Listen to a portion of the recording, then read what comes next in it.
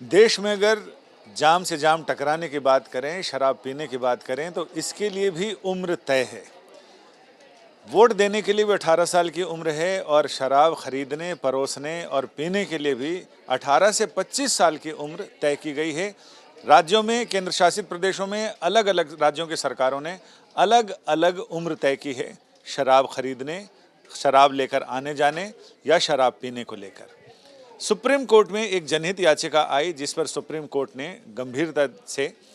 सभी राज्यों को नोटिस किया है, केंद्र सरकार से ये बताने को कहा है कि इस बारे में क्या पॉलिसी है और जो याचिका में मुद्दे उठाए गए हैं उन मुद्दों को लेकर केंद्र सरकार की नीति क्या है, इसमें वो बताए। अब हम बात करें याचिका की। याचिका में ये कहा गया है कि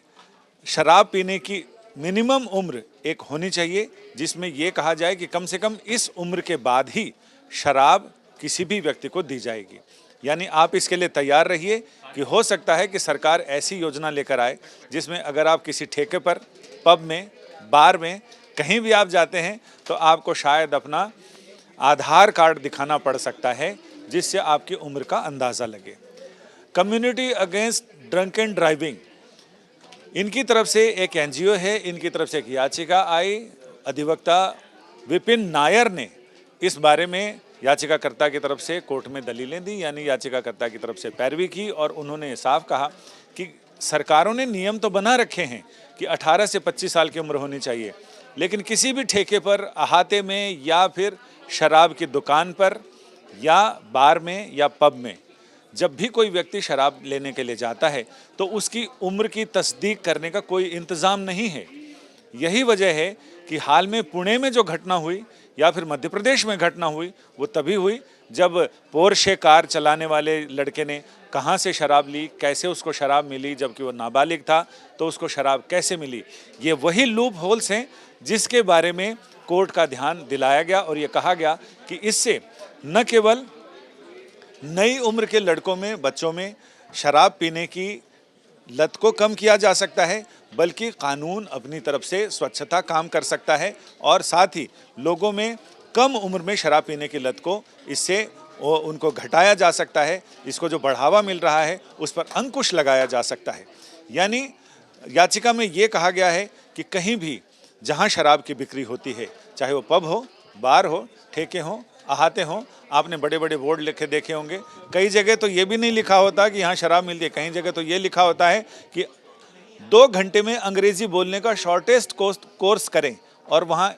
एरो लगा रहता है, एक तीर का निशान लगा होता है। लोग समझ जाते हैं कि ये क्या जगह है जहाँ पर 2 घंटे में आप 2 पैग पीने के बाद अंग्रेजी बोलने लगते हैं। कई जगह लिखा था अंग्रेजी यहाँ सीखें, लोग समझ जाते हैं कि वहाँ ठेका होगा। लेकिन शराब बिक्री वाली जगहों पर अभी तक कोई ऐसा उपकरण, कोई ऐसा नियम, कोई ऐसी व्यवस्था नहीं है जिससे कि शराब खरीदने वाले की एग्जैक्ट उम्र का अंदाज़ा लगाया जा सके। और इसमें जो व्यक्ति अगर कोई आधार कार्ड भी दे रहा है तो आधार कार्ड की तस्दीक करने वाली भी कोई चीज़ होनी चाहिए, वो सारी चीज़ें ज़रूरी हैं। कोर्ट ने इस मामले की गंभीरता को समझा है। जस्टिस BR गवई और जस्टिस KV विश्वनाथन की पीठ ने इस मामले में नोटिस जारी किया, केंद्र सरकार से कहा कि वो इस मामले में याचिका में जो सवाल उठाए गए हैं उन सवालों पर जवाब दें और ये कोर्ट को बताए कि आखिर इस मामले में क्या किया जा रहा है, क्योंकि समस्या गंभीर है और इस समस्या से निपटने के लिए ये ज़रूरी है कि इस तरह की व्यवस्था की जाए। अब सबको इंतज़ार है कि केंद्र सरकार की तरफ से क्या स्कीम लेकर आ रही है केंद्र सरकार, कैसे लोगों की तस्दीक की जाएगी कि आप अगर किसी ठेके पे या बार में, पब में शराब खरीदने जा रहे हैं तो आपकी उम्र 18 साल से ऊपर है, इसका क्या प्रमाण है आपके पास, वो देना पड़ेगा। और इसी तरह से जो नाबालिगों में अपराध की प्रवृत्ति बढ़ रही है, ख़ासकर शराब पीने के बाद अपराधों को अंजाम देने की प्रवृत्ति, उस पर रोक लग सकती है। और साथ ही ये भी कहा गया कि सरकारों को ये भी कहा जाए कि जो होम डिलीवरी शराब की हो रही है उसे भी रोका जाए, क्योंकि इसकी वजह से कौन आदमी किस उद्देश्य से, कितनी उम्र का है, क्यों शराब मंगा रहा है, इन सारी चीज़ों पर भी रोक लगेगी। तो बहुत सारी राज्य सरकारें ये भी लालच देती हैं कि हम होम डिलीवरी करा देंगे, तो इस पर भी अंकुश लगेगा। तो अब सबको इंतज़ार है केंद्र सरकार के उस जवाब का, जिस हलफनामे में केंद्र सरकार ये बताएगी कि इन तमाम प्रवृत्तियों पर, इन तमाम चीज़ों पर अंकुश लगाने के लिए वो क्या स्कीम लेकर आ रही है, और उस स्कीम का कितना, उसको स्कीम को किस तरह से लागू करने की योजना भी बताएगी कि आखिर उसके लिए कहीं पर भी लापरवाही या गड़बड़ पाई जाती है तो किन लोगों को जिम्मेदार ठहराया जा सकता है, अफसरों को, या उन